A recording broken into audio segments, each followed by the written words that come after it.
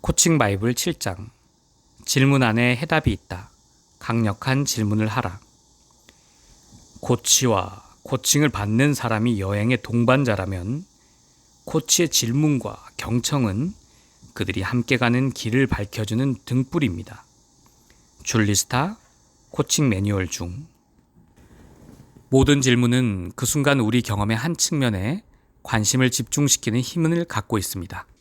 우리가 일상생활에서 묻고 대답하는 많은 질문은 단순히 사실에 관한 정보를 구하는 것이며 별 중요한 의미 없이 쓰러져 버립니다. 그러나 동기와 선호, 열망을 탐구하게 하는 질문들도 있습니다. 코칭에서는 질문이 특별한 개입의 형식으로 사용됩니다. 질문은 듣는 사람이 관점을 바꾸고 몰랐던 정보를 발견하고 사색하고 궁금하게 하는 데 목적을 두며 그가 자신을 성장시키고 변모시키는 첫 발걸음을 떼게 만듭니다.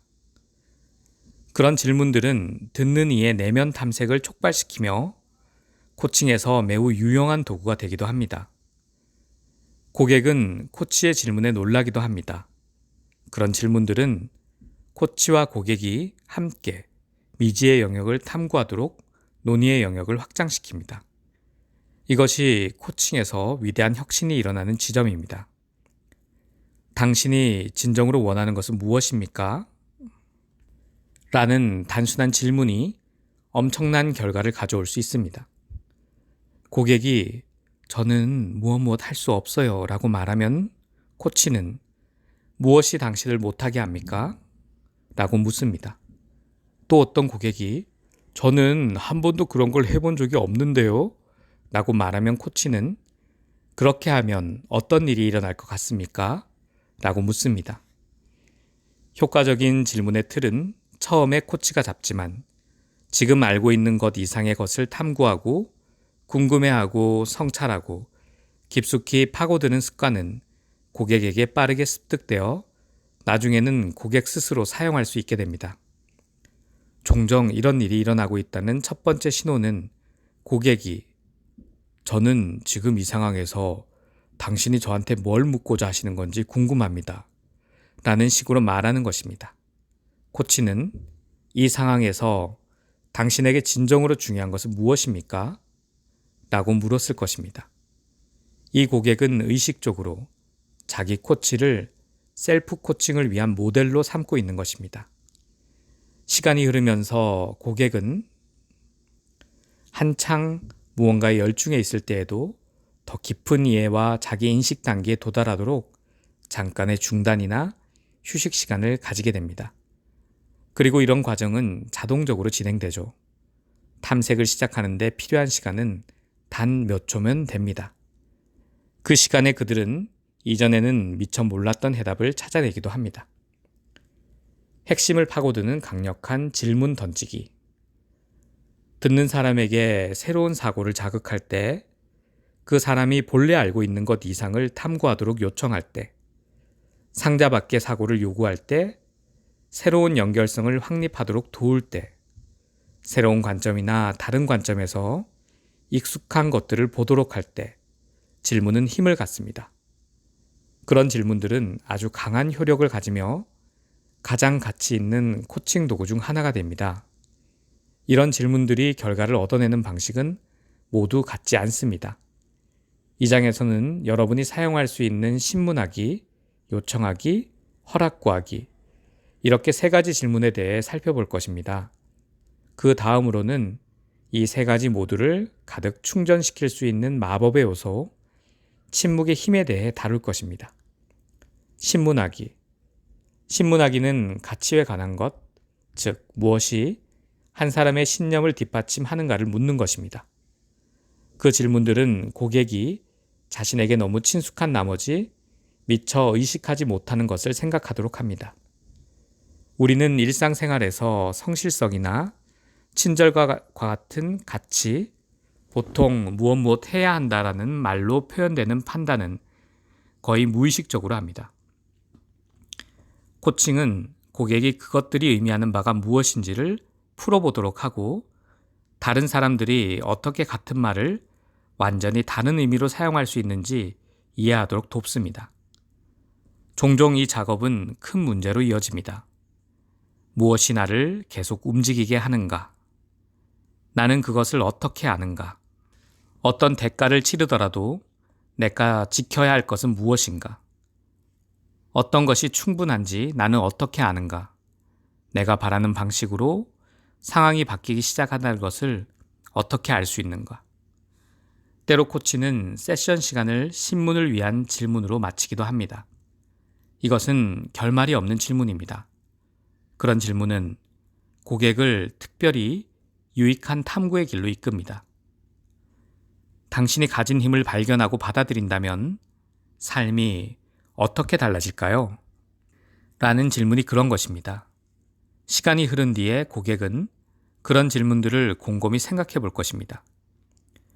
일이 힘들어질 때 무엇이 나를 계속 움직이게 하는지 저 자신에게 물어야 할 것 같습니다. 때로는 코치는 고객에게 이렇게 묻기도 할 것입니다. 제가 당신에게 할 수 있는 가장 유용한 질문이 있다면 무엇이겠습니까? 이런 신문은 더 많은 질문을 유발합니다. 그 질문들은 한 세션에서 다음 세션으로 종종 그 이상으로 이어지는 총체적인 탐구와 평가 과정을 촉발할 수 있습니다. 그리고 초점을 분명하게 하고 세션 행위를 발전시킵니다. 이연의 코치가 고객에게 생각해 보게 한 아주 유용한 질문은 나는 무엇을 구축하고 있는가입니다. 이러한 탐구는 의식적 과정뿐만 아니라 무의식적 과정도 빈번히 수반합니다. 또 나중에 어떤 통찰이나 이미지가 갑자기 전혀 다른 사고 패턴으로 분출되는 유레카적인 순간을 일으킬 수도 있습니다. 나는 순간 깨달았다. 그것은 나에게 무엇이 되었다. 갑자기 나는 무엇을 보았다 등이 그런 순간들입니다. 요청하기. 코칭은 투명한 과정입니다. 코칭은 고객에게 그 작용을 명백히 밝히기 위해 요청하기로 알려진 질문 유형을 사용합니다. 일상생활에서는 종종 요청의 중요성이 경시되고 있습니다. 그 주된 이유는 요청이 싫다고 말할 기회를 주기보다는 강압적인 의사 표명인 경우가 많기 때문입니다. 이 일을 5시까지 끝내는 게 어렵겠어요? 라는 질문은 실제로 5시까지 이 일을 끝내세요 라는 말인 경우가 많습니다. 내일 아이들을 학교에 데려다 줄 수 있겠어요? 라는 요청도 실제로는 이번에 당신이 아이들을 데려다 줄 차례예요 라는 뜻이 될 수도 있습니다. 진정한 요청은 그런 것이 아니며 거기에는 2단계가 있습니다. 첫 단계는 주의 환기입니다. 좋은 코치는 자기가 하려는 일에 대해 종종 고객의 주의를 환기시킵니다. 그들은 당신과 함께 나누고 싶은 생각이 있는데요. 괜찮겠습니까? 라거나 이게 효과가 있을지 잘은 모르겠지만 과 같이 말합니다. 하고자 하는 일을 미리 말하는 것은 어떤 일이 일어날까에 대한 주의를 환기시킵니다. 그런 포석은 적극적인 참여를 유도할 수 있습니다. 그 다음에야 비로소 다음 단계인 실제적 요청으로 넘어갈 수 있는 것입니다. 요청드릴 것이 있습니다. 무엇을 할 의사가 있습니까? 첫 단계의 환기는 요청을 할 때 그것이 단지 형식적으로 묻는 것이 아님을 암시합니다. 이처럼 미리 요청에 포석을 까는 것은 고객에게 선택권이 있으며 그 선택권을 행사할 권리도 있다는 뜻을 전달합니다. 이는 일상생활에서 그리 흔한 일은 아닙니다. 누군가가 당신의 의사도 미리 알아보지 않고 자신의 의견을 말하거나 무엇 할 수 있나요? 또는 간단한 일인데 할 수 있겠어요? 라는 질문으로 뭔가를 하도록 은근히 강요하는 경우가 얼마나 많은가요? 표면적으로 단순히 무엇 할 능력이 있는가를 뜻하는 무엇 할 수 있나요? 라는 간단한 말 속에 감춰진 뜻은 무엇 해줄래? 라는 뜻입니다. 간단한이라는 말은 요청받는 것이 아주 작고 대수롭지 않으며 해주기 쉬워서 전혀 수고롭지 않다는 뜻을 내포하고 있습니다. 하지만 실제로는 가면을 쓴 사기적인 요청이며 그런 만큼 거부하기가 힘듭니다. 코칭은 사람들의 선택권을 넓히기 때문에 이 코치가 이 주요 원칙에 따라 행동하는 것이 중요합니다. 다른 많은 방식처럼 열린 요청을 하고 진정한 선택을 하도록 격려하는 것은 고객의 삶에서 다른 영역으로 확장될 수 있습니다. 고객은 자신과 다른 사람들이 서로에게 하는 열린 요청과 닫힌 요청의 차이를 구별할 수 있고 자신의 선택권을 더 잘 지키게 되며 불안하거나 하기 싫은 것을 거부할 수 있게 됩니다. 또 할 수 없이 네 라고 대답하고 나중에 후회하는 일이 적어지고 다른 사람에게도 분명하고 명백한 선택권을 줌으로써 그를 존중해야 한다는 것도 더 잘 알게 되었습니다. 요청을 효과적으로 하려면 다음과 같은 사항들을 명심해야 합니다. 요청하려고 하는 것을 분명하게 말하십시오. 단순하고 직설적인 언어로 표현하십시오. 먼저 직접적인 언어로 요청하십시오. 예를 들면 무엇 하고 싶습니다. 무엇 해도 되겠습니까? 무엇 하시겠습니까? 식으로 말하십시오. 설명이나 변명은 애매하지 않게 하십시오. 허락 구하기. 좋은 코치는 자신과 고객이 합의한 안건을 존중하며 고객의 감수성까지도 존중합니다. 코치가 합의된 안건을 넘어서는 것이 고객에게 도움이 되겠다 싶거나 고객이 불편해하거나 당황하는 것 같으면 먼저 허락을 구해야 합니다. 이 주제를 거북해 하시는 것 같군요. 하지만 조금만 더 해보는 것이 좋을 것 같습니다. 그렇게 하시겠습니까? 허락 구하기란 상대방의 판단을 받아들이고 그에 따라 일하는 것을 의미합니다. 그렇지 않다면 특히 주제에 슬그머니 간접적으로 접근하려 든다면 상대방의 신뢰를 잃을 것입니다. 고객이 출입금지 구역으로 줄을 쳐놓은 곳은 들어가지 않도록 주의하십시오. 그러나 먼저 허락을 구하면 신뢰를 얻고 파트너십과 협력이 강화되는 결과를 얻을 것입니다. 허락 구하기는 코칭뿐만 아니라 일상생활에서도 유효합니다. 중요한 질문을 받았을 때 그 질문에 대해 생각하고 내면 탐색을 한 뒤 대답하기 마련입니다. 이 과정에는 시간이 걸립니다. 그래서 잠자코 집중하고 기다리는 편이 현명할 때가 있습니다. 생각하고 느끼고 반응하는 데는 시간이 필요합니다. 논평을 덧붙이거나 또 다른 질문을 던짐으로써 대답할 시간을 지연시키는 것은 바람직하지 않습니다. 대답을 강요하거나 초조함을 느끼게 해서도 안 됩니다. 때로는 침묵이 필수적입니다. 탁월한 코칭을 경험하거나 관찰할 기회가 있다면 코치나 고객이 실제로 얼마나 말을 적게 하는지 보고 놀랄지도 모릅니다. 극단적으로 코칭이 거의 명상시간 같이 진행될 때도 있습니다. 침묵은 아무것도 하지 않는 상태가 아닙니다. 침묵은 초대하고 요청하며 자극합니다. 코칭에서 침묵의 공간을 두는 것은 격려의 행위가 될 수도 있습니다. 또한 침묵은 관심을 집중시키는 방법이 되기도 합니다. 이런 침묵을 경험할 때 고객도 침묵을 소중하게 여기고 침묵을 요청할 수 있다고 느끼게 됩니다. 그에 관해 생각할 시간을 좀 더 주세요. 또는 아니에요. 꼭 그렇지는 않은 것 같아요. 좀 더 생각해 볼게요. 라고 말하는 것입니다. 대화 도중 침묵에 편안해지는 최고의 방법 중 하나는 스스로를 훈련시켜 대화 시 자연스럽게 멈춤에 동조하도록 만드는 것입니다. 새로운 탐색을 유도하는 질문의 힘. 핵심을 파고드는 질문은 내면 탐색을 유도하며 새로운 차원의 탐구를 제안하며 새로운 수행 가능성을 내포합니다. 좋은 코칭에서 그런 질문들은 존중과 호기심 어린 분위기에서 이루어집니다.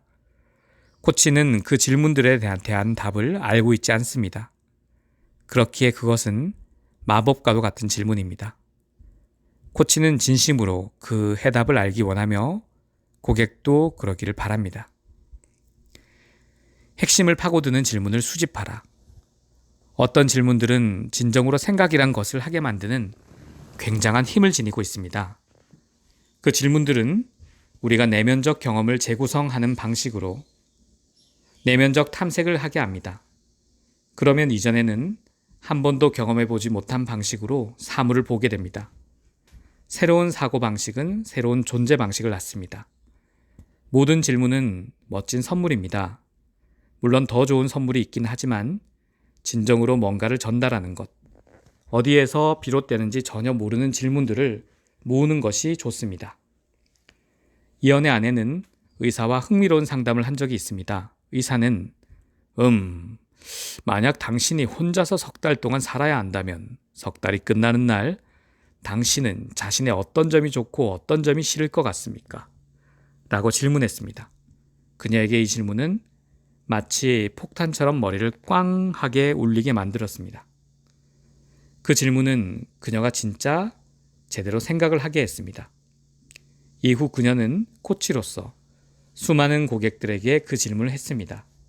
그녀는 그것은 자신에게 여러 번 할 수 있고 그때마다 새로운 것을 배우게 하는 질문입니다. 라는 말로 그 질문을 높이 평가했습니다.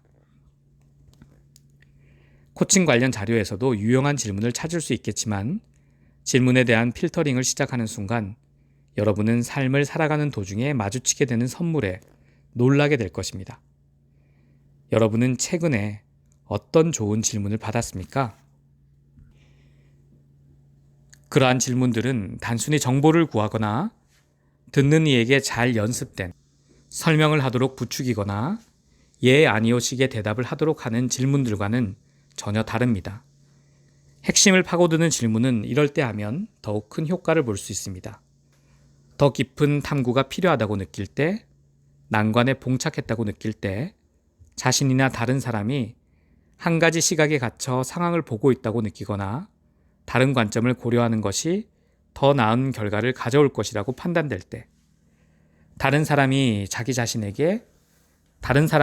자신에게 도전하고 싶을 때, 표면에 드러난 것보다 더 많은 일이 진행되고 있는 것처럼 느껴질 때, 효율적인 질문을 위한 고려사항, 타이밍은 질문의 힘에 엄청난 차이를 가져올 수 있습니다. 고객이 생각에 잠기거나 잠시 침묵할 때 질문은 그가 한층 더 깊이 탐구하도록 도와줍니다. 잠깐의 멈춤은 그 사람이 내면에 몰입하고 있다는 신호입니다. 질문이 반드시 완결성을 갖춰야 할 필요는 없습니다. 예를 들어 코치는 이렇게 질문할 수 있습니다. 거기에 어떤 공통점이 있나요? 그러니까 무엇이 당신에게 도움이 될까요? 그러니까 그래서요? 또는 만약 그랬다면요? 식으로 물어도 좋습니다. 우리가 사용하는 언어 형식뿐만 아니라 어조로도 질문할 수 있다는 것을 명심하십시오. 그러니까 당신은 무엇이 일어날까봐 걱정이 되는군요. 처럼 누군가가 말한 것의 요지를 질문 형식으로 보완하고 명확히 하는 것 역시 아주 효율적인 방법입니다. 그것은 코치가 자기 말을 제대로 파악했는지 고객이 알 수 있도록 합니다. 질문에서 미리 추정한 내용은 질문 자체만큼이나 중요할 수 있습니다. 예를 들어, 당신이 이 문제를 잘 극복했다면, 무엇을 배웠다면, 무엇에 더 능숙해진다면 어떤 면이 가장 많이 달라지게 될까요? 라는 질문은 그 사람이 당면한 문제를 처리해낼 것이며 그것도 효율적인 방식으로 해낼 것이라는 점을 전제로 합니다. 위험을 감수할 준비를 하고 함께 한층 더 멀리 갈 수 있는지, 좀 더 정보를 얻을 수 있는지, 특별한 발걸음을 내디딜 수 있는지, 상자 밖으로 나와 다른 관점에서 상황을 바라볼 수 있는지를 알아보십시오. 요청을 할 때는 무엇을 묻는지 확실하게 하십시오. 고객이 실제로 해주었으면 하고 바라는 바를 분명히 전달하고 가능하다면 긍정적인 언어로 요청하십시오. 부정적인 틀을 가진 요청은 기대하는 행동을 가져오지 않습니다. 긍정적으로 표현된 요청은 효과를 발휘합니다. 요청은 수락, 거부, 그리고 재협상, 이 세 가지 반응과 만날 수 있다는 사실을 명심하십시오. 함께 생각해야 할 다각적 코칭 모델, 신경 논리적 단계, 여러 측면에서 다각도로 분석하기. 고객이 같은 대상을 여러 측면에서 다각도로 분석하도록 이끄는 질문은 때로 아주 강력한 효과를 냅니다. 예를 들어 누군가가 다른 사람의 행동 방식에 화를 내거나 걱정을 한다면 당신은 그에게 그런 행동이 어떤 원칙들을 거스른다고 느끼는지 물을 수 있습니다. 그럼으로써 그러한 불화가 사실은 행동이 아닌 가치관에 기인한 문제임을 인식하게 됩니다. 개선적 접근과 창의적 접근, 리모델링을 할지 허물고 새로 지을지를 결정하기. 앞서 살펴본 것처럼 질문은 목적 달성의 수단, 지렛대의 힘입니다. 개선적 환경에서 제시된 효과적인 질문은 때로 이를 창의적인 방향으로 이끕니다. 예를 들면 이런 상황을 다루는데 이 패턴을 계속하는 게 나을까요? 아니면 새로운 방법을 모색하는 게 나을까요? 그러면 당신은 어떤 사람이 될까요? 와 같은 질문이 그렇습니다. 시스템적 접근, 부분보다 전체를 보고 현상보다는 패턴에 주목하기. 사람들이 당면한 문제에 몰입해 허우적대고 있을 때 전체적인 관점에서 바라볼 수 있도록 유도하는 질문들은 사고의 맥락을 넓히도록 하는 효과적인 수단이 될 수 있습니다. 그래서 이것이 더 큰 시스템에 어떤 영향을 줄까요? 라는 질문이 좋은 예입니다. 가족이나 파트너 관계 혹은 조직에서는 다음과 같은 사항을 고려해 보는 것이 도움이 됩니다. 개인적 경험이 자신이 속한 거시적인 시스템에 의해 어떻게 구성되고 또 그 시스템을 어떻게 구성하는지 생각해 보십시오. 무엇이 현 상태를 유지시키는지 고찰해 보십시오. 큰 효과를 낼 수 있는 지렛대의 지점을 찾아보십시오. 우리의 근심이 모든 미시적인 시스템의 핵심인 우리 몸에 어떤 영향을 미칠지 생각해 보십시오. 자신이 살아가는 방식의 질을 향상시키는 것이 어떻게 자신을 더 효율적으로 만들 수 있을지 연구하십시오. 질문으로 이 모든 것에 접근할 수 있습니다. 좀 더 넓은 시야로 부분 대신 전체를 조망하는 일은 단순하게 당신의 자녀들은 이것을 어떻게 느낄까요? 라는 질문으로 시작할 수도 있습니다. 또 다른 맥락에서는 이 결정이 1년 뒤에 어떻게 보일지 상상해 본다면 어떨까요? 라는 질문이 될 수도 있습니다. 무엇보다 피드백으로 사건과 반응의 의미를 탐구하게 하는 질문은 오래 지속되는 태도를 형성하도록 돕습니다. 대인관계와 내면 심리, 어느 쪽에 초점을 맞출지 결정하기. 효과적인 질문의 한 가지 역할은 누군가에게 익숙하지 않거나 무시되었던 영역을 들여다보게 하는 것입니다. 대부분의 고객과 위탁자들은 코칭이 대인관계적 문제에 도움이 될 거라고 생각합니다. 반면 많은 사람이 자신의 생리적 변화를 읽는 데 익숙하지 않아 자신의 몸과 마음에서 일어나는 일에 대한 신호와 경고를 놓치곤 합니다. 효과적인 질문들은 초점의 변화를 가져올 수 있습니다. 예를 들어, 그러니까 당신의 허리 통증이 당신에게 지금 무엇을 의미한다고 생각하시나요? 와 같은 질문이 그것입니다. 자신의 행동을 다르게 읽는데도 도움이 됩니다. 당신의 게으름이 당신에게 어떤 영향을 미친다고 생각하십니까? 와 같은 질문이 좋은 예입니다.